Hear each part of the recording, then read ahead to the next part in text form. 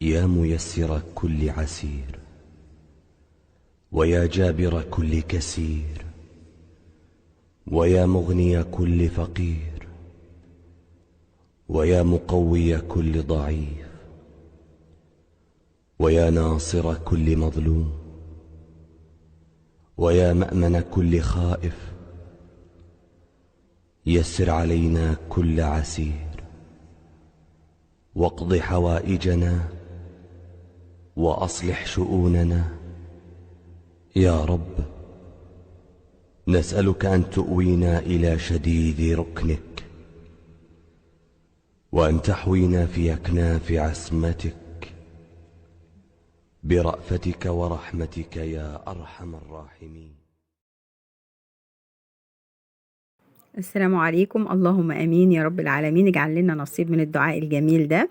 بصوا بقى، وسع وسع كده، مش كل من عجن وخبز بقى خباز. النهارده بقى هنعمل مع بعض كده العيش اللي هو السياحي اللي بيتباع في الفرن كده، الجميل الطري الابيض اللي كل ولادنا بيموتوا فيه، مع ان هو ما فيهوش يعني ايه فوائد زي العيش البلدي. برضو اكيد ابو رده ده كل الدكاتره بتنصح بيه، بس طبعا برضو ايه حاجه كل الناس بتحبها وهو ده المتاح زي ما بيقولوا. فانا طبعا ايه بيتباع في الفرن غالي قوي. بتجيبي الخمس ارغفه صغنطاطين قوي اللي هو يا دوب بتحط فيهم طعميايه وشويه سلطه، بالعشرة جنيه. فانا لا، انا عملت بالعشرة جنيه. بصوا الكميه دي كلها وما شاء الله حرفيا يا جماعه والله ما في رغيف ما نفخش معايا. بصي مش لازق في بعضه، خفيف خالص. انا عاملاه ما شاء الله مرققاه، طالع جميل معايا، ما فيهوش اي لبابه من جوه وطري جدا. بصي انا كبسته بايديا وفردته، ما حصلوش اي حاجه، ما عجنش يعني، مستوي. انا مدياله السوا بتاعه حلو. وبصوا من جوه فاضي ومفتوح ازاي، ما فيهوش ولا لقمه لازقه في بعضها، والورقتين كده خفاف، جميل ولذيذ معاكي، وعملتيه في بيتك وفي ثواني ما اخدش حاجه. انا بحط معلقه خميره كبيره وعليها برضو معلقه سكر، بقلبهم مع بعض بشويه ميه دافيه. بس انا معلش هي الكاميرا فصلت، انا كنت مدوبه فيها معلقه كربونات، لا بيكنج باودر وخل. بتفرق الصراحه، وهي اللي بتدي للعجينه الطراوه واللي بتخلي العيش ينفخ معاكي بالونات كده زي ما شفتيه معايا. وبحط كده معلقه ملح صغيره، بنخل الدقيق بتاعي وبقلبه في بعضه.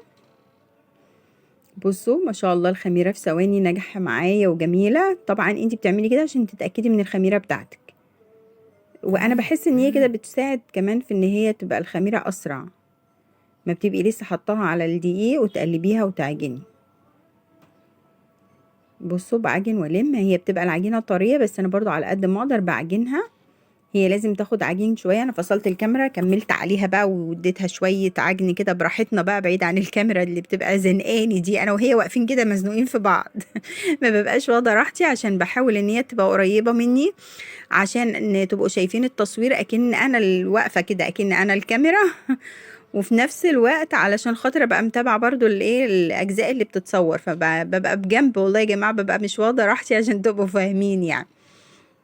العجينه ما شاء الله سبتها كده حوالي نص ساعه خمرت. بعوز ايدي زيت، انا ما حطيتش ماده دهنيه خالص في العجين لو خدتي بالك. ببتدي الم العجينه، هي طريه شويه، وبحط كده رشه دقيق في طبق او في صينيه او على المفرش زي ما انا كده السيليكون، بس انا عاوزاه عشان افرد عليه، فبضطر بقى ان انا احط كده في طبق او في صينيه منفصله. بصوا هي ملزقه خالص في ايدك، ما يهمكيش، بتعوزي دقيق او ميه. الميه كمان بتساعد خالص يا جماعه، ما بتخلوش يلزق في ايدك على فكره.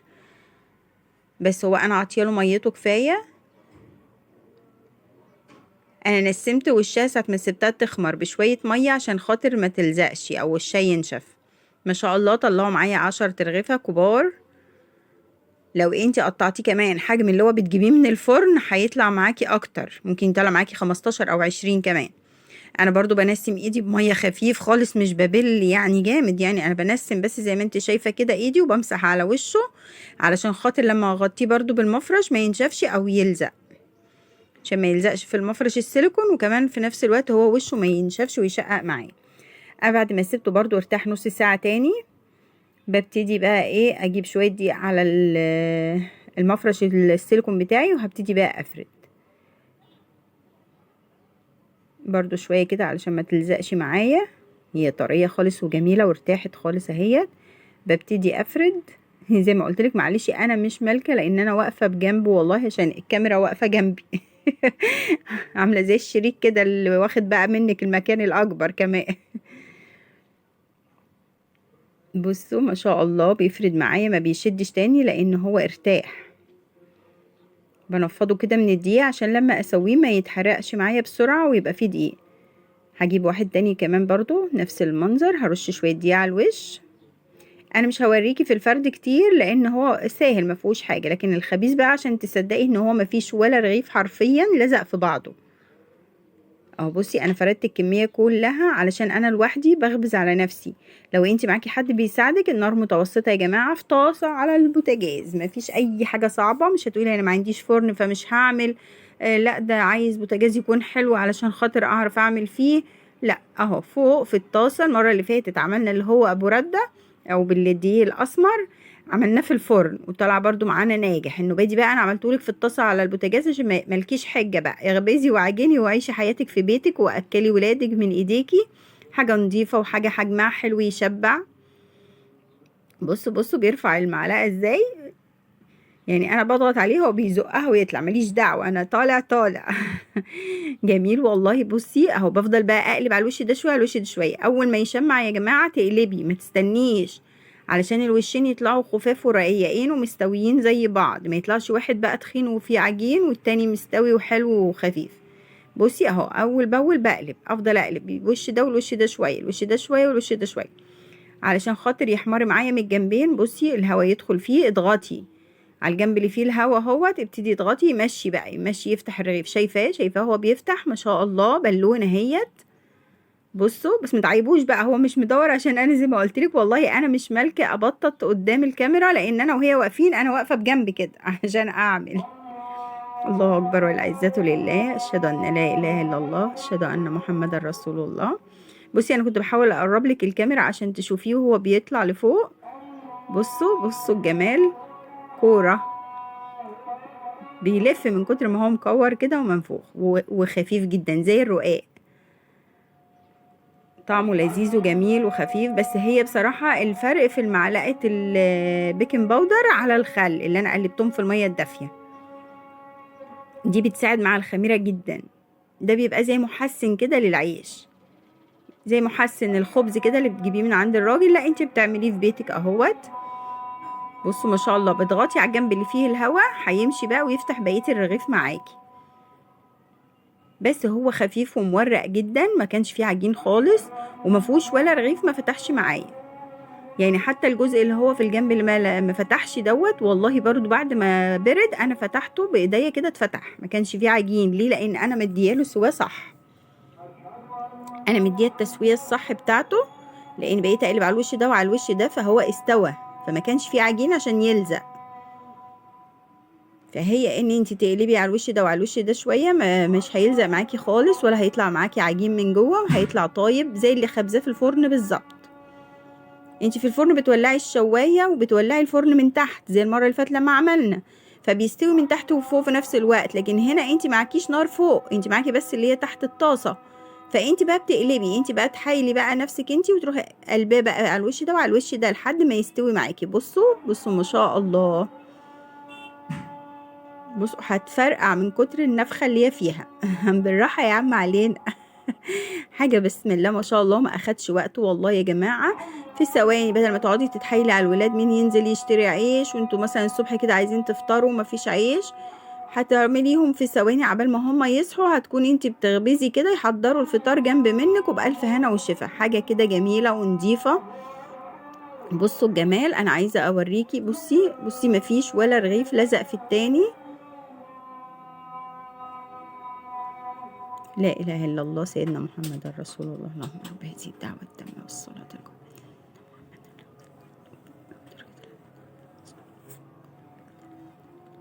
اللهم صل وسلم وبارك على سيدنا محمد. بصوا بالونات، احنا مش بنخبز عيش، احنا بنخبز بالونات يا جماعة. بصي التحميرة بتاعته دي بتخليه حلو من جوه مستوي، مفيهوش أي عجين من جوه، كان طعمه لذيذ جدا. انتي لو قطعتيه صغير عن كده زي ما اقولك هيطلع معاكي أكتر كمان.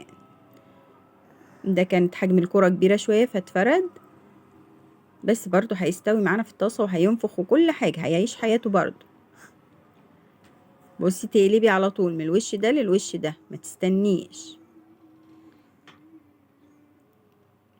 بصوا ده بقى لما هينفخ هيبقى عامل زي الوردة، زي علامة المحور كده بتاعت القناة المحور، مروحة. بصوا الجمال. بصوا يعني انا بتك عليه، هو ملوش دعوة، انا هتنفخ يعني هتنفخ. حاجة جميلة ونضيفة وفي بيتك، وابسطي اسرتك بعمايل ايدك، واملي البيت خير وبركة. العجين والخبيث في البيت بيملى بركة. عجيني بقى بأي دقيق عندك، دقيق غلة، دقيق أسمر، دقيق أبيض عادي زي دوت. يعني أنا عملت المرة اللي فاتت اللي هو بالدقيق الغلة واللي هو الأسمر، ده الصحي بصراحة وجميل وطعمه لذيذ جدا. وده اللي هو السياحي بتاع الفران اللي الولاد بقى كلهم والرجالة بيحبوه قوي. أنا عندي جوزي برضو بيحبه قوي زي الولاد، فقلت طب ما أنا أعمله. أنا اتحديت نفسي برضو هعمله راخر، وطلع بسم الله ما شاء الله النتيجة كانت جميلة جدا.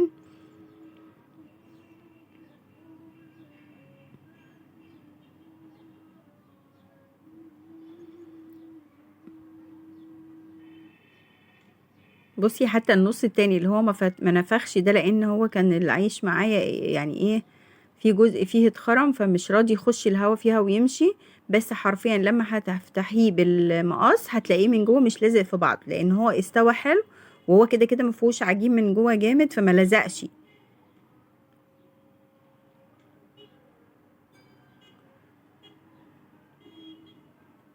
انا بحب احمره شويه علشان يبقى مستوي برضو كويس، وانا بعينه في الفريزر عادي في كيس واطلع منه. بس هي الكميه دي يوميها طبعا رنجه والوجبات الرنجه الجميله اللي كنا عاملينها دي فاتمسح.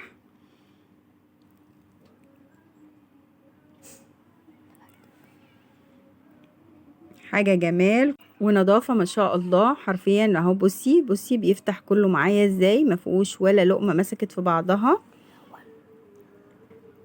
بصي وطري جدا على فكره ومش عجين، يعني انا مسوياه زي ما انت شايفه لون السوا بتاعه جميل. بصي بيتفتح كله وطري. بصي انا كرمشته في بعضه معجنش، اتفتح تاني عادي معايا واتفرد. انا هجيب لك كده اهو رغيف عشوائي خالص من تحت اهو، هفتحه بالمقص وهوريكي من جوه المنظر اللي بابا جوه عامله ازاي. بصي خفيف خالص مفيش اي عجين من جوه، ومع اني مسوياه في الطاسه. بصوا احشي بقى، بدعي طعميه كفته كبده وسلطاتك بقى وبابا غنوج، وعيشي بقى حياتك ما شاء الله. تسلم ايديا وان شاء الله ربنا يحسن ما بين ايديكم، ويا رب اكون ضيفة خفيفة عليكم. مع السلامة.